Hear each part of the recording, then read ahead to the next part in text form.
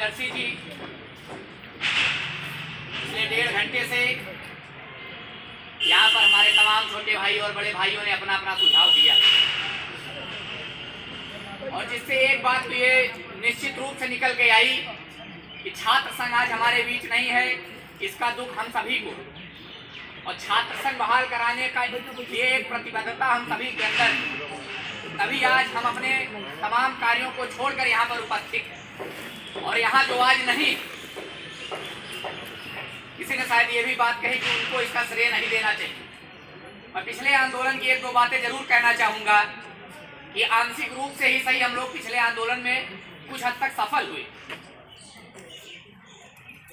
जब हम कोई आंदोलन करते हैं और थोड़ी बहुत सफलता हमको मिलती है तो एक श्रेय लेने की भाग दौड़ मच जाती है हमारे छात्र संगठन का हर एक व्यक्ति ये चाहता है कि हमारा छात्र संगठन इस बात की श्रेय ले ले, हम इस बात का श्रेय ले लें, या हमारा कोई अमुक साथी इस बात का श्रेय ले। तो मैं हम सभी बड़े भाइयों छोटे भाइयों को ये बताना चाहता हूँ, जो बड़े भाई हम मुझसे बेहतर ये बात जानते हैं कि जो वास्तव में मेहनत करता है उसको श्रेय लेने की जरूरत नहीं है। और आप जानते हैं कि जिसने मेहनत की है वो आज कहाँ, और जो भविष्य में मेहनत करेगा वो भी वैसे ही आगे जाएगा। जैसे कि सम्राट ने कहा कि मैं 180 दिन से आंदोलन कर रहा हूँ, इसको कंसीडर किया जाए। आपको ये बात कहने की जरूरत नहीं थी, आपका वो 180 दिन सबने देखा।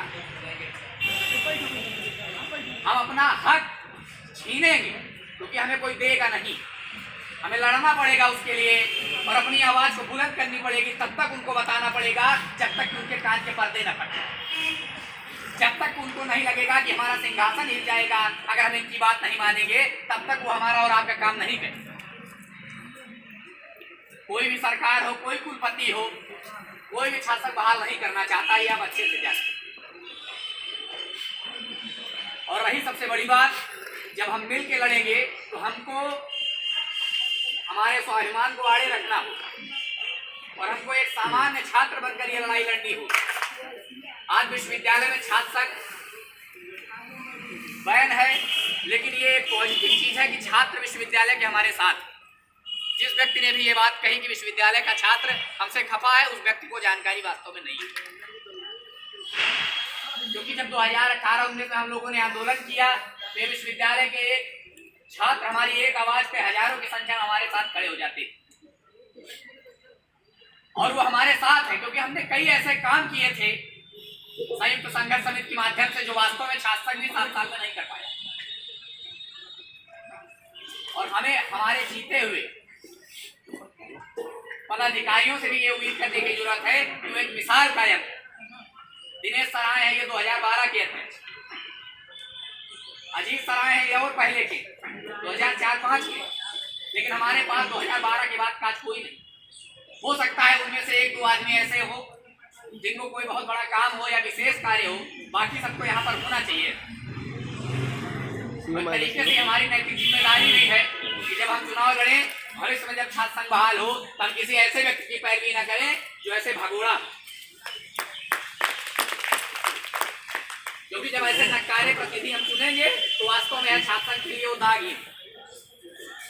क्योंकि जो अगर आपको छात्र संघ ने इतना कुछ दिया है, आपको नाम दिया है, जिस बलबूते आप जाकर कहते हैं कि मैं फला हूं, अगर आप उसके ही नहीं हुए तो आप समाज या देश या किसी छात्र के लिए कुछ करने वाले नहीं। बाकी रही लड़ाई लड़ने की बात, तो एक छोटी सी बात है, क्योंकि आप लोग को सर्वविदित होगा कि राम मंदिर बनाने के लिए अखिल भारतीय विद्यार्थी परिषद का एक राष्ट्रीय कार्यक्रम चल रहा है, धन संग्रह, जो कि 15 फरवरी तक लगातार चलना है।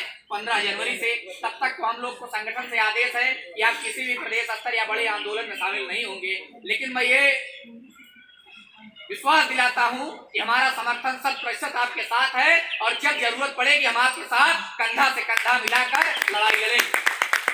अविनाश विद्यार्थी सर ने कहा कि सबकी एक सीमा तय कर दी जाए कि सबके बराबर संख्या में लड़के यहाँ आकर बैठे।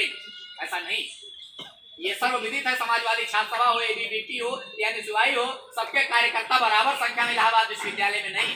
किसी के कम है, किसी के ज्यादा है, किसी के ज्यादा सक्रिय है, किसी के कम सक्रिय है। तो इस तरीके से ये कोई बाध्यता ना बनाई जाए, जिसके जितने उपस्थित हो सकते हैं वो, और जो जितना समय दे सकता है दे। अंत में हम साधन हमारे अलग हो सकते हैं, तरीका हमारा अलग हो सकता है, मत हमारे अलग हो सकते हैं, लेकिन उद्देश्य हमारा एक कि छात्र संघ हमको बहाल कराना है। विश्वविद्यालय में छात्रों की लड़ाई जिंदा रखनी है, वो चाहे छात्र संघ जब तक बहाल नहीं होता है तब तक, और छात्र संघ बहाल होने के बाद भी। और सबसे बड़ी बात कि हम में से कई लोगों ने ये बात कही कि जब तक विश्वविद्यालय नहीं खुलेगा, विश्वविद्यालय के छात्र ऑफलाइन क्लासेस में नहीं आएंगे, उनसे हमारा संवाद नहीं हो पाएगा, तब तक हमारा ये आंदोलन सफल होना बहुत मुश्किल। क्योंकि जब अजय ने हमसे बात की थी लॉकडाउन के बाद कि सर हम आंदोलन करना चाहते हैं, क्रमिक अनशन करना चाहते हैं, तब भी मैंने इनसे यही कहा था कि मतलब तुम अभी कुछ दिन रुक जाओ, क्योंकि अभी विश्वविद्यालय दिसंबर तक खुलने का कोई अंदेशा नहीं। क्योंकि आप जानते हैं कि जब आप एक ही काम बार बार करते हैं तो आप भी उससे उब जाते हैं और लोग भी उब जाते हैं, और आपके 180 दिन का कंसीडरेशन कोई करे ना करे, लेकिन विश्वविद्यालय आपको जहां सफल राजनीति करनी है, हर व्यक्ति जानता है, आपको किसी से कहने या मांगने की जरूरत नहीं। और बाकी तो बहुत से सुझाव आ ही गए हैं। मैं बस एक बात कहना यही चाहूँगा कि अखिल भारतीय विद्यार्थी परिषद आपके साथ तब भी खड़ी थी, अब भी खड़ी है और आगे भी खड़ी रहेगी। लेकिन 1 महीने का हमारा एक राष्ट्रीय कार्यक्रम चल रहा है, इसके बाद हम आपके साथ उपस्थित भी रहेंगे। अभी हम समय आपको उतना नहीं दे पाएंगे। इसी के साथ मैं अपनी वाणी को विराम देता हूँ। बहुत बहुत धन्यवाद। सभी सीनियरों को मेरा प्रणाम।